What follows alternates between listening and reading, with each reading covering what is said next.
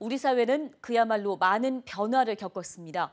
이 변화의 중심에는 1,700만 촛불 시민들의 함성이 있었는데요. 오늘은 국정농단 사태로 대통령의 탄핵을 요구하는 시민들이 촛불을 들고 광장에 모인 지 꼭 1년이 되는 날입니다. 촛불 1주년을 맞는 의미와 과제, 서영석 기자가 이번 주 현장인에서 짚어봤습니다.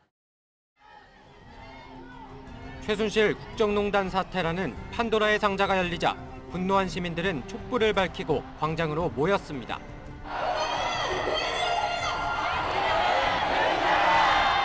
추운 겨울을 지나 봄이 오기까지 주최 측 추산으로 1,700만 촛불 시민의 함성은 23차례에 걸쳐 이어졌습니다.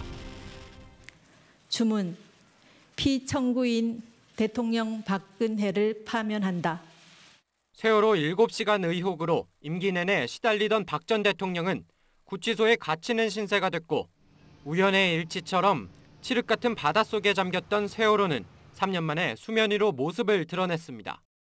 사람 사는 세상에서 가장 소중한 것이 무엇이었는지, 우리가 지켜야 할 가장 소중한 것이 무엇인지를 일깨웠고, 촛불 시위는 어린 학생부터 어른에 이르기까지 값진 경험으로 남았습니다.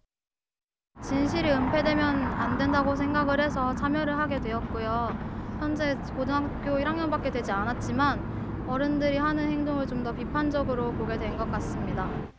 국정농단 사태의 핵심 인물들은 줄줄이 법의 심판대에 서 있고 새 정부는 과거의 적폐청산에 몰두하고 있습니다. 서울 서초구의 법조타운 앞입니다. 박 전 대통령의 무죄 석방을 주장하는 사람들이 매일같이 자리를 지키고 있습니다. 법원의 구속 연장 결정 뒤 친박 보수단체들은 새를 불리면서 집회를 이어가고 있고 촛불 시위 주도 진영도 1주년을 맞아 주말마다 집회를 열기로 했습니다.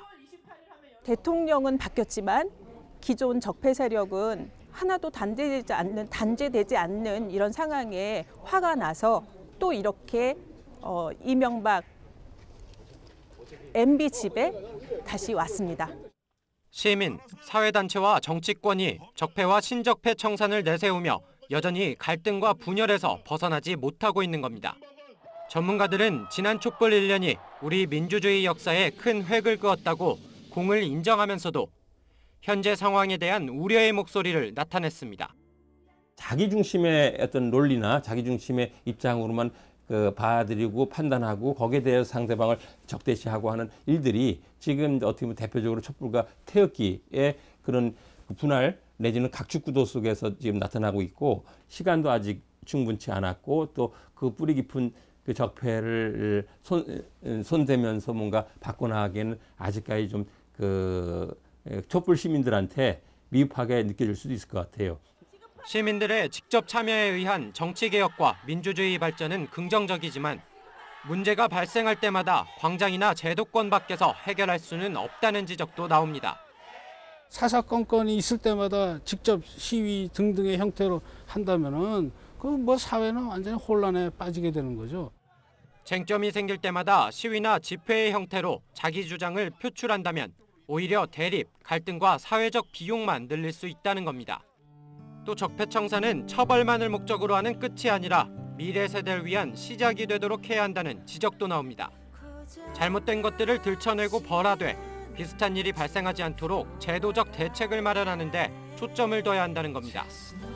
국민들의 여론이나 입장들이 좀 더 제도적으로 반영이 되는 그런 단계가 더 성숙하게 민주주의를 만들 것입니다. 지난 겨울 아들 내외 그리고 손자 손녀와 함께 광장에서 촛불을 들었던 시민은 화합의 가치를 이야기했습니다. 물론 이 나라가 대통령님이 잘 이끌어 가시지만 서민들을 위해서 일을 많이 해주시고 또 모든 사람들을 다 아우러 갔으면 좋겠어요. 그게 제일 큰 소망입니다. 촛불 1년, 시민들은 국정농단으로 땅에 떨어진 국가 위신을 바로잡았습니다. 촛불 정신을 바탕으로 과거부터 쌓여온 잘못을 바로잡되 미래로 나아가야 할 때입니다. 지금까지 현장인이었습니다.